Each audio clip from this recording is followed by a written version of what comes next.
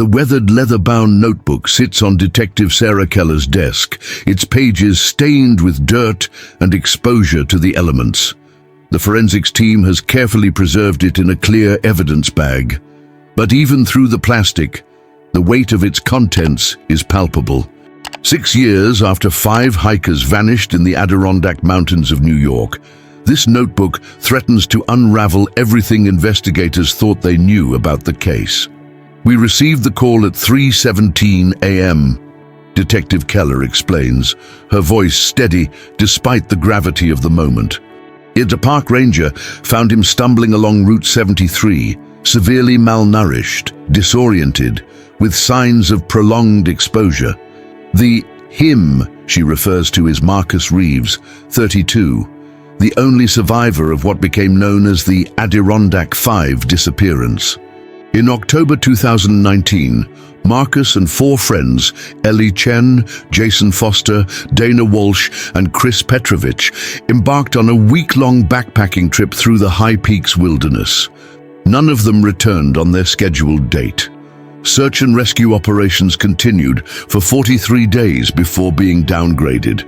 The case gradually faded from headlines, becoming another tragic reminder of nature's indifference. Until now. When they found him, he was clutching this notebook, continues Keller, gently tapping the evidence bag. He refused to let go of it even during medical transport. Kept saying something about evidence and the truth. The notebook belonged to Dana Walsh, an aspiring journalist who meticulously documented their journey.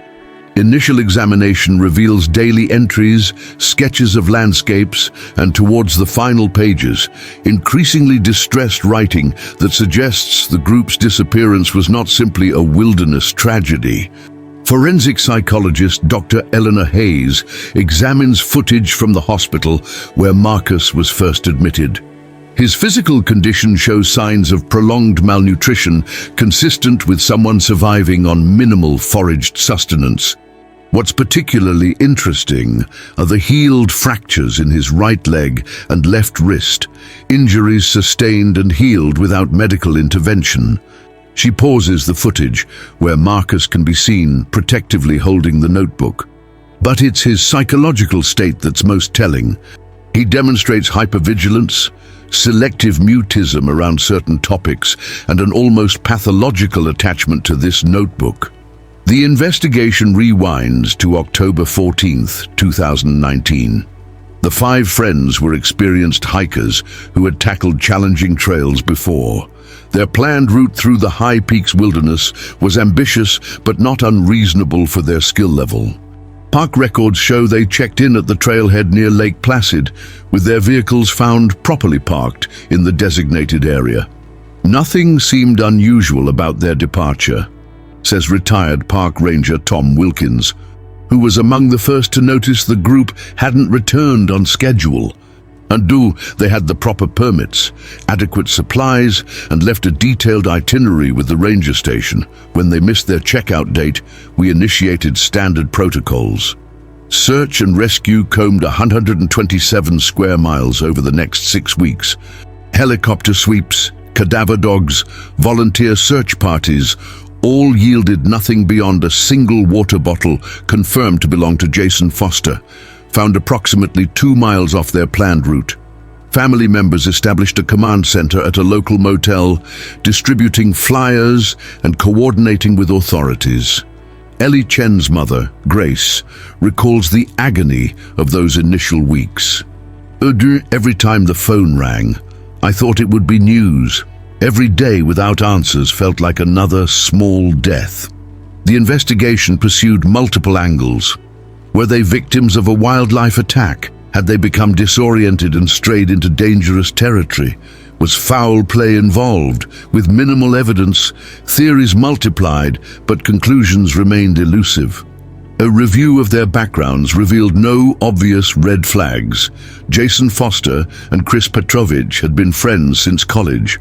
Ellie Chen met them through a hiking club in Boston where they all lived. Dana Walsh was Ellie's roommate, and Marcus Reeves was Dana's boyfriend of 8 months.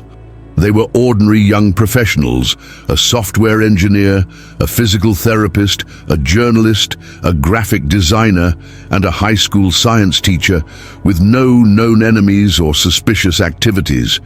Yet the notebook now suggests something far more complex was at play. Forensic document analyst Patricia Torres carefully examines Dana's handwriting. The entries begin as typical travel journaling, observations about landscapes, group dynamics, wildlife sightings. But around the third day, there's a distinct shift.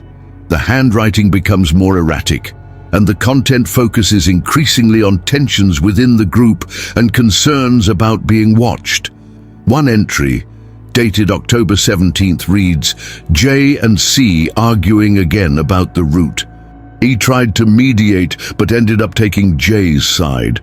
M seems distracted, keeps looking behind us on the trail, says he feels like we're being followed, but no one else notices anything, starting to wonder if this trip was a mistake. The most disturbing entry comes from what appears to be October 19th, woke to footprints around our campsite that none of us made.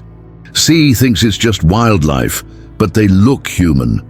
J suggested we alter our route, head back early. E discovered her compass is missing. Someone had to have taken it from her pack during the night. We're all accusing each other. Trust is breaking down. This entry directly contradicts the initial assumption that the group had simply lost their way or encountered environmental hazards. It suggests an external threat or possibly internal sabotage. Further examination of Marcus Reeves' limited statements to medical personnel reveals fragmented references to the cabin, the others, and repeatedly, what we did to survive. His medical assessment shows evidence of healed wounds consistent with defensive injuries, as well as traces of medications not typically used by hikers. We're dealing with a complex situation, Detective Keller explains. Marcus Reeves is both a victim and potentially our only witness to whatever transpired during those 6 years.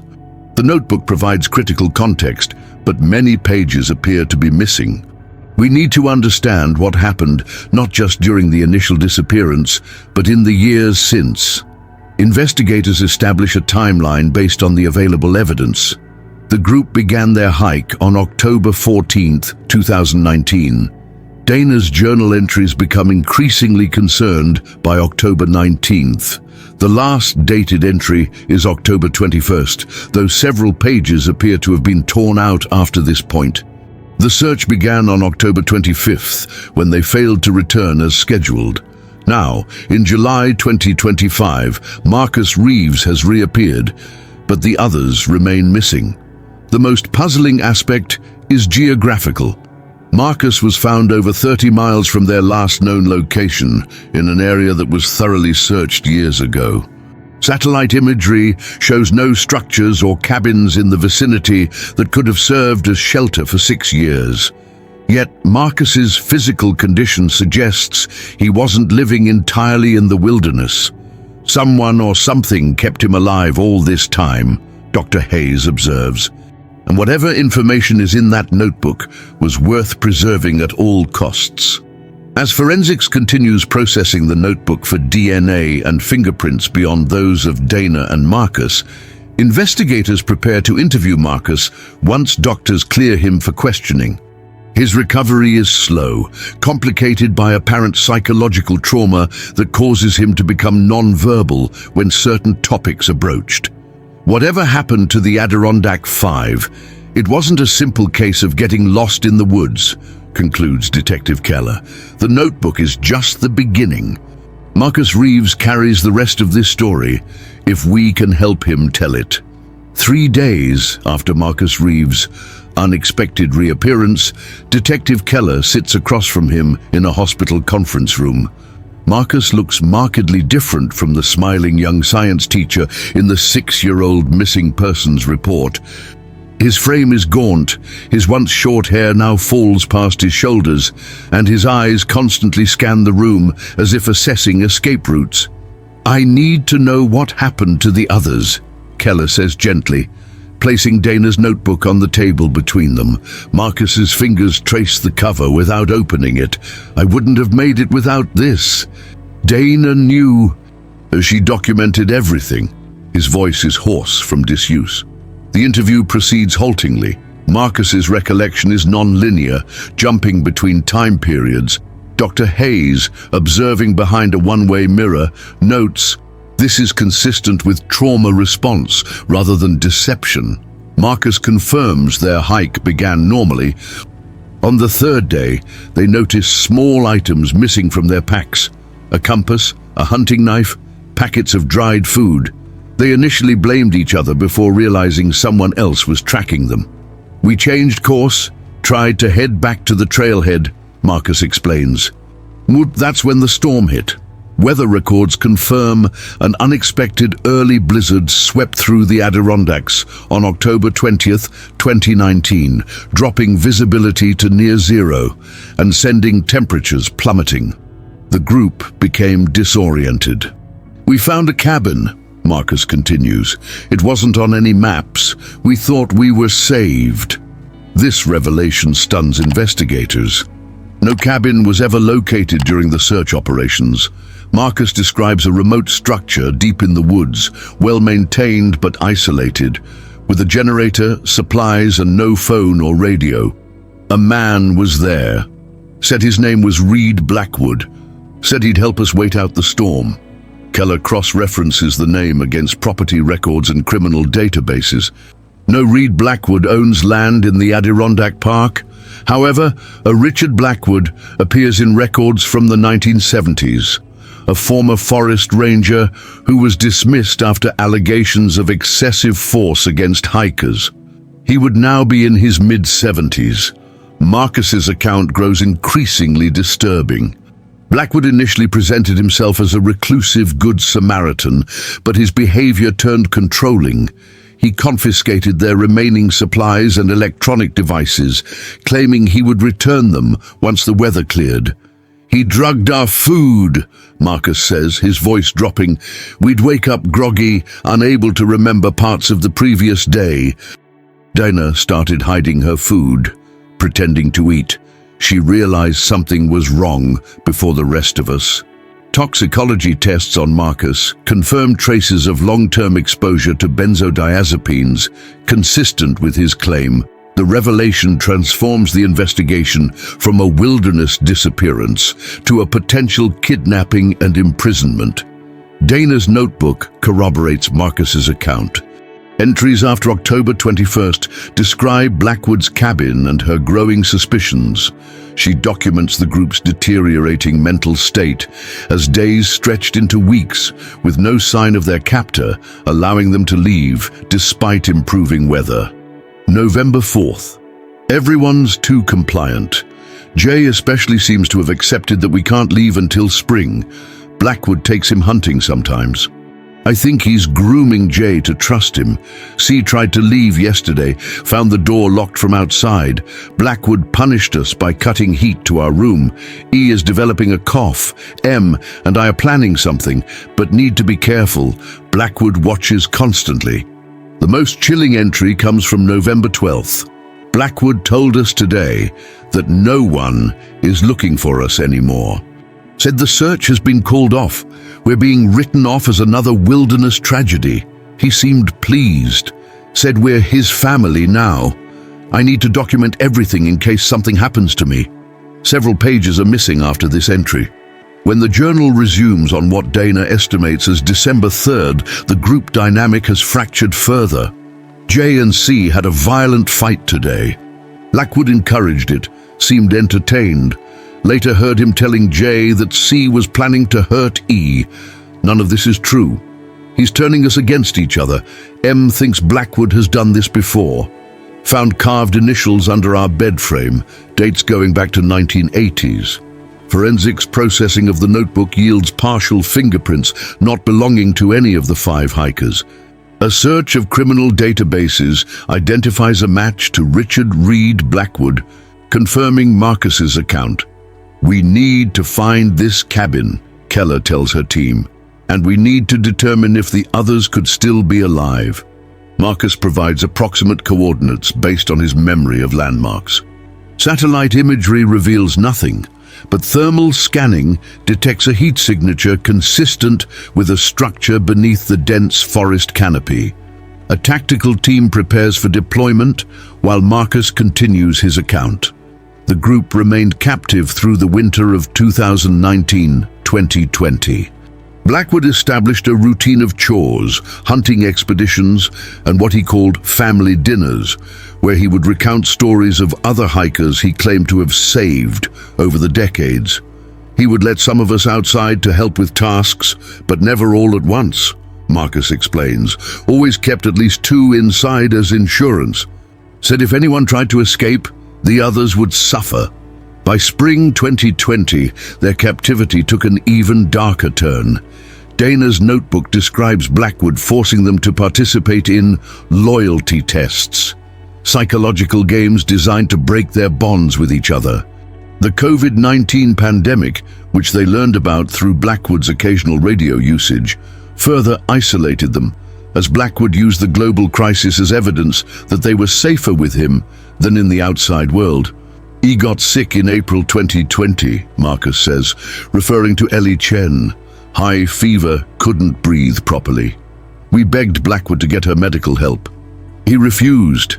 Dana's entry from this period is brief, but devastating. He died yesterday. Blackwood wouldn't let us bury her properly, said the ground was still too frozen, stored her body in the shed. J completely shut down. C blames Blackwood. M and I have to be careful now. Blackwood watches us more closely after finding the missing pages I tore out. The missing pages, Marcus reveals, contained their escape plans. After Ellie's death, the group's dynamic shifted. Jason Foster, initially the most resistant to Blackwood, began to display signs of Stockholm Syndrome, assisting Blackwood and reporting on the others. Chris Petrovich made multiple escape attempts, each resulting in harsh punishment for the entire group. Dana kept writing. Marcus continues. Even when Blackwood took her pencils, she used charcoal from the fireplace. Said someone needed to know the truth if we didn't make it. The tactical team locates the cabin using Marcus's directions. It sits in a natural depression, explaining why aerial searches missed it. The approach is cautious. With medical personnel standing by, they find the cabin empty, but with clear signs of long-term habitation. Evidence suggests at least 3 people lived there recently. A shed behind the property contains human remains, later identified as Ellie Chen. Additional searching uncovers a shallow grave containing remains identified as Chris Petrovich, with indications of blunt force trauma. Inside the cabin, investigators find a room that matches Marcus's description of their confinement space. Hidden in the walls are dozens of IDs and personal effects dating back to 1977, evidence that Blackwood's captives predated the Adirondack 5. He wasn't always there, Marcus explains when shown photographs of the cabin. He would disappear for days sometimes. Said he was checking his traps, but we think he was monitoring the search efforts, maybe even misleading them. The crucial question remains, what happened to Dana Walsh and Jason Foster, and how did Marcus escape? Marcus's account of the final years grows increasingly fragmented. After Chris attempted to overpower Blackwood during a hunting trip in 2022 and was killed, the dynamic between the remaining 3 captives and Blackwood evolved into an uneasy coexistence. Jason increasingly aligned with Blackwood, while Dana and Marcus continued documenting and planning. Dana and I made a pact, Marcus says, his voice breaking. If one of us got out, we'd make sure the truth was told. In early 2025, Blackwood suffered what appeared to be a stroke. With their captor weakened and Jason away on a supply run to Blackwood's hidden vehicle, Dana and Marcus saw their opportunity. The escape attempt went wrong when Jason returned unexpectedly. There was a confrontation, Marcus says, unwilling or unable to elaborate further. Dana made sure I got out with the notebook. She said it was more important that someone escaped with the evidence than all of us died there. Forensic analysis of the cabin reveals signs of a violent struggle in the main living area, with blood evidence matching Dana Walsh's type. No bodies of Dana, Jason, or Blackwood were found, suggesting they either fled or were moved. Marcus believes Blackwood and Jason may have taken Dana and relocated to another property. Blackwood mentioned other places, safe houses. Said people like him needed contingency plans. The investigation expands to include other missing persons cases in the Adirondack region dating back to the 1970s. Patterns emerge: solo hikers or small groups disappearing without trace from remote trails. Cases eventually attributed to wilderness accidents or voluntary disappearances. Marcus Reeves begins the long process of recovery and reintegration, carrying the weight of survival. Dana's notebook becomes key evidence in what investigators now classify as one of the most extensive serial kidnapping cases in regional history. We don't know if Dana or Jason are still alive, Detective Keller tells assembled press, careful not to reveal details that might compromise the ongoing search. But we're following every lead. Mr. Reeves's courage in preserving this evidence has already helped us bring closure to families of other missing hikers. The search for Blackwood, potentially accompanied by Jason Foster, becomes a multi-agency priority. Wilderness areas surrounding the Adirondacks are systematically searched for additional properties or structures that might serve as hideouts. For the families who waited 6 years for answers, the truth brings both closure and new anguish. Grace Chen can finally lay her daughter to rest. Chris Petrovich's parents face the reality of their son's fate. Dana Walsh's and Jason Foster's families exist in the liminal space between hope and grief. And Marcus Reeves carries Dana's final written words, found on the last page of the notebook. If you're reading this, someone made it out. Remember us. Find the others. We weren't the first. And if Blackwood isn't stopped, we won't be the last.